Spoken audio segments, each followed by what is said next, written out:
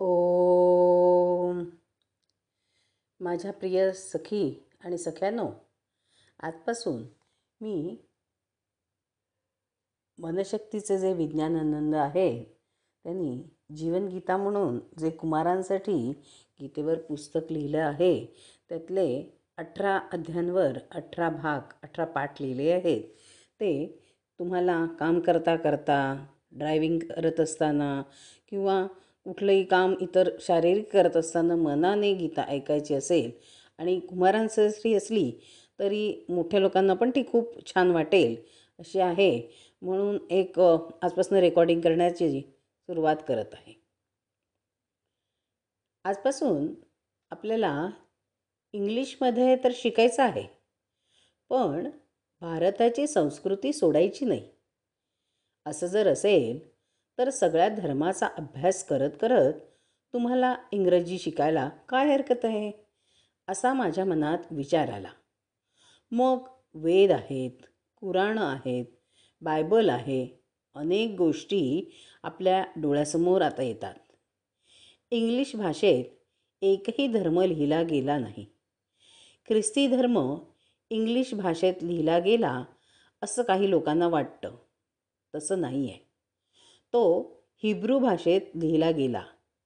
त्यामुळे मूळ इंग्लिश भाषेत कोणताच धार्मिक ग्रंथ लिहिला गेला नाही. कुराण अरेबिकमध्ये, बायबल हिब्रूमध्ये. नास्तिक लोकांचा जो धर्म आहे, मार्क्सिझम, जर्मनमध्ये आहे. म्हणजे इंग्लिश भाषेत नाही. मूळ इंग्लिश भाषेमध्ये धर्म किंवा तत्त्वज्ञानाचा एखादा विचार आला असं झालं नाही. त्यामुळे तुम्ही इंग्लिश शिकताना गीतेचा किंवा धर्माचा किंवा दुसऱ्याचा काय संबंध असं म्हणू नका. कोणता तरी एक चांगला विचार घ्यायचा आणि इंग्लिश शिकताना या रूपानं हळूहळू एखादी गोष्ट शिकत पुढे जायचं. आपण भारतात राहतो. गीता जगभर पोहोचली. धर्माचा किंवा एखाद्या विचाराच्या माध्यमात इंग्लिशचा संबंध कुठे जोडता येतो का ते पाहायचं. आणि म्हणून गीतेच्या 18 अध्यायांवर मी 18 वाक्ये तयार केली. ही जी 18 वाक्ये आहेत ती अगदी सोप्या रीतीने पहा. 18 वाक्यात 18 तऱ्हेच्या रचना येतील. चांगलं इंग्लिश लिहायला तुम्हाला येईल आणि त्याच वेळेला तुम्हाला गीताही समजून जाईल. तिन्ही फायदे एकत्र असले तर बिघडलं काय? म्हणून मी ही पद्धत सुरू केली. इंग्लिशमध्ये किती सोपं करता येतं हे मी तुम्हाला सांगणार आहे. एकंदर वाक्यरचनेमध्ये शब्द हे 8 प्रकारचे असतात. शब्दाचे भाग किती? Part of speech. बोलण्यामध्ये आपण जे शब्द वापरतो त्याचे 8 उपविभाग आहेत. नाम, सर्वनाम, विशेषण, क्रियापद, क्रियाविशेषण, उभयान्वयी अव्यय, शब्दयोगी अव्यय, उद्गारवाचक शब्द. Noun, pronoun, verb, adverb, adjective, conjunction, preposition, interjection. हे सगळे 8ही प्रकार एकाच वाक्यात फक्त तुम्हाला गुंफायचे आहेत. तुम्हाला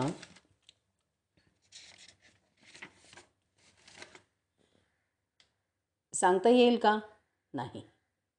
गेल्या वर्षी तुम्हाला सांगितले होते, विस्मरण झालं. एका मुलाला परीक्षेत निबंध लिहायला आला. 1,00,000 रुपये मिळवाल तर काय कराल? तुमच्यासारखीच दिव्य मुलं सगळी वर्गात झोपली. मास्तरही झोपले होते. म्हणजे त्याचं काय झालं? ही मुलं बाकी ऑनेस्ट आहेत. शिक्षक काय म्हणाले? मुलं आळशी आहेत पण ऑनेस्ट आहेत, म्हणजे प्रामाणिक आहेत. तेव्हा त्यांच्यावर नजर ठेवण्याचं काही कारण नाही, म्हणून ते सुखानं झोपून गेले. शेवटी 3 तासांनी ते उठले आणि म्हणाले, पेपर कुठे आहेत? सगळे पेपर कोरे होते, कारण हे सगळे झोपलेले. त्यांनी मुलांना विचारलं, तुम्ही पेपर लिहिला ना? अरे, आज निबंधाचा पेपर आहे आणि तुम्ही काहीच लिहिलं नाहीत. तेव्हा त्या सर्व मुलांनी ओरडून सांगितलं, सर, आम्ही पेपर लिहिलेला आहे. 1,00,000 रुपये मिळाल्यावर आम्ही काय करू? आम्ही झोपून जाऊ, कारण मग काही करायचं उरणारच नाही, म्हणून आम्ही झोपून गेलो. 1,00,000 रुपये मिळाल्यावर श्रम करायचं कारणच काय मुळी? तशी तुमची उत्तर आहेत. यावर्षी तुम्हाला लक्षात नाही. गेल्या वर्षी शिकलात ते यावर्षी विसरून जायचं का? त्या गोष्टीमधल्या मुलासारखं झालं तुमचं. ठीक आहे, मी सांगतो. मी 8ही पार्ट्स ऑफ स्पीच एकाच वाक्यात येणारं एक छान वाक्य तयार केलं आहे. Gulab says, I am grateful and gratefully give respect to elders. Oh, how good. या एका वाक्यात सगळं आलं पहा. सगळं आलं. तपासून पहा, म्हणजे लक्षात येईल. आता आपण गीतेकडे वळतो आहोत. त्याच्यातील रचना अशी आहे की गीतेच्या सबंध एका अध्यायाचा सारांश मी एका वाक्यात सांगितलं आहे. ते वाक्य असं आहे. Arjun's oscillating mind capriciously forgets science, religion and rationalism. तुम्ही 18 वाक्य जर लोकांना सांगितली तर लोक चकित होऊन जातील. लोक म्हणतील, काय हुशार मुलं आहेत. गीता समजणं सोपं नाही, पण 18 वाक्यात सबंध 18 अध्यायांचा सारांश एकेका वाक्यात आला आहे. ही वाक्य पाठ करून टाका आणि लोकांना सांगा की पहा, ही गीता स्वतःच्या डोक्यात ठेवा. उत्कृष्ट तत्त्वज्ञान तुम्हाला या भूमीतलं समजेल आणि त्याचबरोबर नेमकेपणा, सारांश कसा काढायचा हे सर्व समजेल. सबंध गीतेच्या पहिल्या अध्यायाचा सारांश फक्त एका साध्या वाक्यात काढलेला आहे. आता पुन्हा वाक्य पहा. Arjun's oscillating mind capriciously forgets science, religion and rationalism. Oscillating म्हणजे काय? याचा अर्थ चंचल, गोंधळ, निश्चय न झालेला. सिनेमाला जाऊ की नाटकाला जाऊ? सर्कसला जाऊ की फिरायला जाऊ? पत्ते खेळायचे का कॅरम खेळायचा? क्रिकेट खेळायचा की डॉजबॉल खेळायचा? का व्हॉलीबॉल खेळायचा का खो खो खेळायचा? काही नक्की नाही. गोंधळ सगळा. जेवणात सुद्धा तेच. लाडू पाहिजे का? चिवडा पाहिजे का? का वडा पाहिजे? का आणखीन काही पाहिजे? काही नक्की नाही.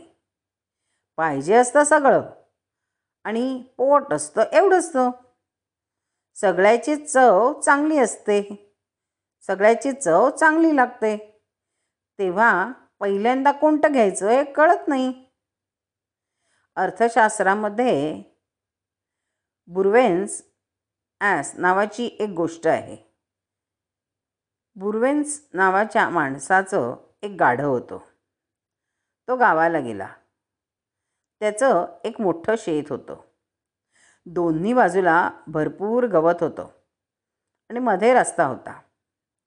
तेव्हा मालकाला वाटलं की घरात जरी याला कुणी खायला घातलं नसलं तरी हे गाढव एवढं गवत सहज खाऊन जगेल. पण महिन्यानंतर तो परत आला तर ते गाढव मरून पडलेलं त्याला आढळलं. ते मरून का पडलं होतं एवढं गवत असतानाही? तर गाढवाचा निश्चयच होत नव्हता की या बाजूचं गवत खाऊ की त्या बाजूचं गवत खाऊ. असं करता करता कुठलंच गवत खाल्लं नाही आणि उपासानं तो मेला. अर्थशास्त्रामध्ये ही गोष्ट आहे. निश्चय म्हणून होत नाही माणसाचा. तसा अर्जुनाचा निश्चय न होण्याचा हा प्रकार. युद्ध करावं का करू नये? तुम्ही म्हणाल त्याला युद्ध करायचं नव्हतं, मग रणांगणावर आला कशाला? युद्धाचा एवढा पोशाख घातला, धनुष्यबाण घेतलं, रथात चढला, कृष्णाला सांगितलं असा मध्यभागी रणांगणावर चल. मग आल्यानंतर ही सगळी भानगड. मग आला कशाला इथे? मग आला कशाला तिथे? म्हणजे तुम्ही सिनेमाला जायचं, तिकीट काढायचं आणि गप्पा बसायचं. शेजाऱ्याला विचारायचं, का रे डोळे मिटावे की उघडावेत? शेजारचा माणूस म्हणेल, तुम्ही पाहायला आलात इथे? वडिलांचे 5 रुपये खर्च करून इथे येण्याचा हा सगळा उद्योग सांगितला होता कुणी? तेव्हा निश्चय म्हणून नाही. अशा पद्धतीनं आपला सगळा जन्म अनिश्चयात गेला आहे. चांगल्या गोष्टीत निश्चय नाही, वाईट गोष्टीतही नाही. या गीतेनं माणसाला एक प्रतीक बनवलं. माणूस जगतो कसा, वागतो कसा? माणूस हा असा तयारी करतो, तिथे जातो आणि तिथं मट्ट दिशी बसतो. परीक्षा द्यायची आहे, अभ्यास करायचा आहे. मग अभ्यास काही केल्या होत नाही. मला लहानपणीची आठवण आहे. मी एकदम आळशी, फार आळशी माणूस. 10 महिने अभ्यास म्हणून करायचा नाही आणि परीक्षेला 2 महिने राहिले की मग घाईघाईने काय करायचं? आता उद्यापासून अगदी पहाटे 4ला उठायचं असा निश्चय करायचा. परीक्षा जवळ येऊन उभी असते, करायलाच पाहिजे अभ्यास. मग रात्री गजर लावायचा 4चा आणि मग साधारण एप्रिलमध्ये परीक्षा असत. म्हणजे फेब्रुवारीपासून निश्चय करायचा. फेब्रुवारीला त्यावेळी थंडी असायची. थंडीत गुडगुप्प झोपायचं आणि मग पहाटे 4चा गजर झाला की हळूच अंथरुणामधून फक्त हात बाहेर काढायचा. घड्याळाला एक टप्पल मारायची. तो गजर बंद करायचा आणि पुन्हा घोरायला सुरुवात करायची. म्हणजे अर्जुन झाला आमचा अंथरुणातल्या अंथरुणात. 1 दिवस गेला, 2 दिवस गेले, आठवडा गेला. रोज आपला पहाटे 4 वाजता घड्याळाला टपला मारतोय. एका आठवड्याचा अभ्यास राहिला म्हणून दुसऱ्या आठवड्याला पहाटे 3:45ला उठायचा निश्चय करायचा. असं करत दुसरा आठवडा गेला, अर्धा फेब्रुवारी गेला. आता काय करायचं? आता पहाटे 3:30ला उठायची वेळ आली. मग नाईलाजानं आईला सांगायचं, आई तू मला उठवत जा. मग आई 2:15 वाजता उठायची तुम्हाला उठवायला. ती आली की म्हणायचं, आई आजच्या दिवस झोपू दे ना गं, उद्या नक्की उठतो. म्हणजे ते अर्जुनासारखीच स्थिती आपली परीक्षेच्या वेळी होण्याची आम्हाला सवय. म्हणून ही गीता तुम्हाला सांगते की मुळात तुमचं दुखणं हे अनिश्चयाचं आहे. तुमचा निश्चय होत नाही हे गीतेच्या पहिल्या अध्यायात सांगितलं आहे. गीतेच्या पहिल्या अध्यायात 2 सुंदर चित्र आहेत. एक धृतराष्ट्राचं, दुसरं अर्जुनाचं. गीतेचा पहिला श्लोक अप्रतिम आहे.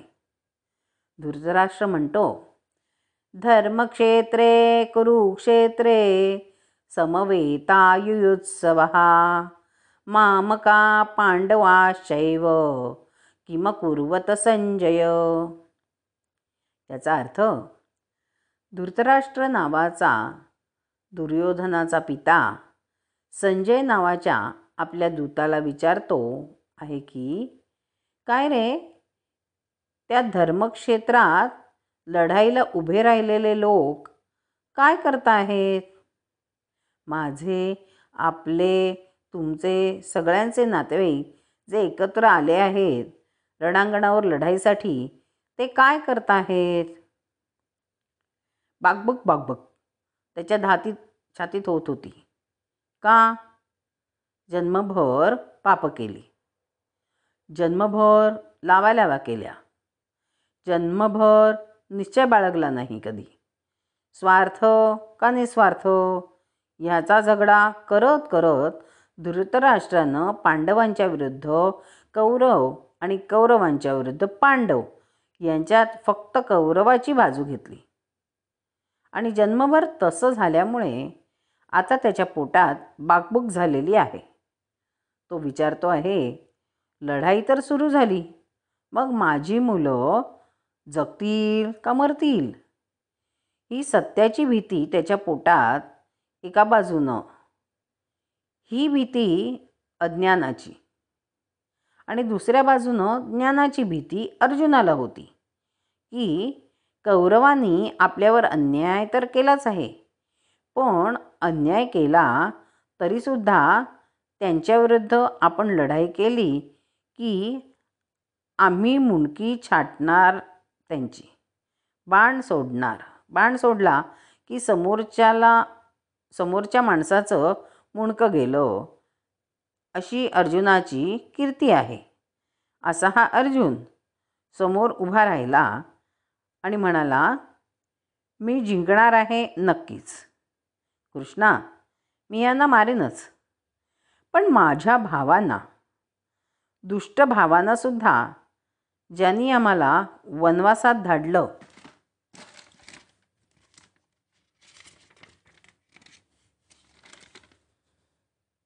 त्यांना मारल्यानंतर मला सुख मिळेल का? तुम्ही विचार करा.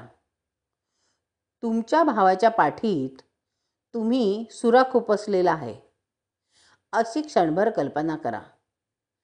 रात्री झोप येईल का रे तुम्हाला? काय हरकत आहे? आता त्याच्या वाटचा खाऊ तुम्हाला मिळेल ना, मग खुश व्हायचं. काय हरकत आहे का? मग खुश व्हायला काय हरकत आहे का? पाहूया करून म्हणता नाही ना. थपडीला बुक्का, बुक्क्याला थप्पड असं म्हणता का? रात्री झोप यायची नाही. आपण दुसऱ्याला त्याच्या चुकीसाठी सुरा खुपसला तरी आपल्याला झोप नाही यायची. अर्जुन तर काय, बाण टाकला की विजय, बाण टाकला की मान कापली जायची. पण अशा परिस्थितीमध्ये हा त्याचा घोटाळा झाला. तो म्हणाला, काही असलं तरी अगदी एकत्र खेळलो, एकत्र भांडलो, एकत्र शाळा केली, एका गुरुपाशी शिकलो, थोडी राज्यात भांडणं झाली, थोडे दुष्टपणाने वागले, म्हणून काय झालं? शेवटी कुठेतरी लांबचे भाऊच, काही झाले तरी चुलत भाऊच. नाही मारायचं, नाही आपण मारायचं, जाऊ दे, असं एकाएकी अर्जुनाला वाटलं. म्हणून त्यानं कृष्णाला विचारलं की, कृष्णा, आपण परत जाऊया का? इकडे धृतराष्ट्र काय म्हणतो आहे संजयाला की, काय रे, युद्ध तर सुरू झालं, तर मग माझे हे काही पुत्र प्रपौत्र आहेत, कौरव रणांगणावर उभे आहेत आणि त्यांच्याविरुद्ध उभे राहिलेले पांडव आहेत. त्या लढाईत वर्तमान काय आहे हे तर मला सांग. इकडे तो संजय सांगायला लागला की अर्जुन तर थरथर कापत उभा आहे, भीतीने कापतो आहे. विजय आपल्याला मिळणार, पण नंतर आपल्याला सुख मिळणार नाही. दुसऱ्याला त्रास देऊन सुद्धा आपल्याला सुख मिळणार नाही. मिळेल का? अशा प्रश्नानं व्याकुळ झालेला अर्जुन हे गीतेचं सुंदर रूप आहे. प्रत्येक वेळेला प्रत्येक ठिकाणी आयुष्यात प्रश्न विचारला जातो की मला सुख मिळेल का? मला सुख मिळवण्यासाठी दुसऱ्याचं वाटोळं झालं तरी काही हरकत नाही, मला सुख पाहिजे असं सामान्य माणूस म्हणत असतो. भर्तृहरी हा मोठा कवी. त्यानं माणसाच्या 4 जाती सांगितल्या आहेत. माझं वाटोळं झालं तरी चालेल, पण सगळ्या जगाचं चांगलं झालं पाहिजे. मी लोकांचे पाय धरीन, पाय ओढणार नाही कधी. हा पहिल्या दर्जाचा माणूस. दुसऱ्या दर्जाचा माणूस म्हणतो की मला जर चांगलं मिळवायचं असेल तर लोकांचं वाटोळं झालं तरी चालेल. माझं झाल्यानंतर मग मी दुसऱ्याचं चांगलं होण्यासाठी काहीतरी खटपट करीन. माझं लोकांच्यासाठी खटपट करणं हे कशावर अवलंबून आहे? माझं पहिल्यांदा पोट भरलं पाहिजे, मग लोकांचं भरायचं की नाही ते पाहू. तिसऱ्या दर्जाचा माणूस म्हणतो माझं चांगलं झालंच पाहिजे आणि त्यासाठी लोकांचं वाटोळं झालं तरी चालेल. चौथ्या दर्जाचा माणूस म्हणतो माझं वाटोळं झालं तरी हरकत नाही, पण याचं वाटोळं झालंच पाहिजे. दुर्योधन त्या जातीचा होता की माझं वाटोळं झालं तरी चालेल, पण यांना मी राज्य मिळू देणार नाही. अर्जुन थोडा अलीकडचा होता. तो म्हणत होता मला सुख मिळाल्यानंतर आणि दुसऱ्याला दुःख मिळाल्यानंतर मला खरं सुख कसं टिकेल? मला खरं सुख कसं मिळेल? हा अर्जुनाचा प्रश्न नव्हता. तर मला सुख मिळण्याच्या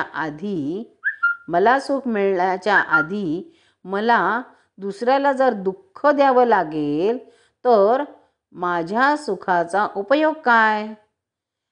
मला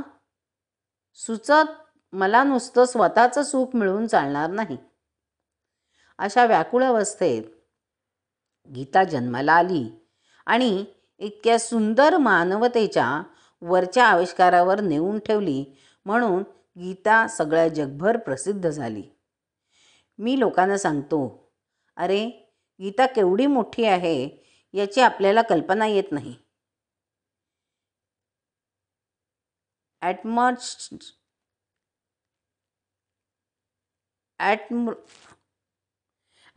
तुम्हाला माहीत आहे का? ॲटम बॉम्ब तुम्हाला माहिती आहे का? ॲटम बॉम्ब ज्यावेळी पहिल्यांदा उडाला त्यावेळी लाखो लोक मेले. जपानमधील हिरोशिमा आणि नागासाकी येथे तो टाकला गेला हे आपल्याला माहीत आहे. ॲटम बॉम्बचा पहिला प्रयोग केला तेव्हा गीता म्हटली गेली. एवढी मोठी आहे गीता, कारण मूलभूत सुख दुःख कसं येतं हेच मुळी त्या गीतेत सांगितलेलं आहे. पहिल्या अध्यायाचं सार असं आहे की Arjun's oscillating mind capriciously forgets science, religion and rationalism. याचा अर्थ असा आहे की अर्जुनाचं चंचल मन विज्ञान, धर्म आणि बुद्धिवाद या तिन्हींचे निष्कर्ष विसरून गेलं. शहाण्या लोकांनी काय सांगितलं आहे? व्यवहार कसा करावा? विज्ञानातले नियम काय आहेत? धर्माचं सांगणं काय आहे? हे सगळं विसरून जाऊन हा आपला थरथर कापत तिथे उभा राहिला. हे या पहिल्या अध्यायाचं सार आहे.